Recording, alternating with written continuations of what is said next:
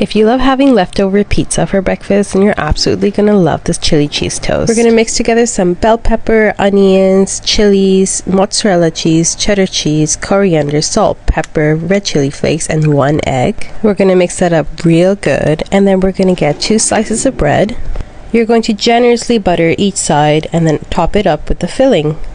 The best thing about this recipe is that you can make it in the air fryer or in the oven. You're gonna cook it till it's golden and cheesy just like this.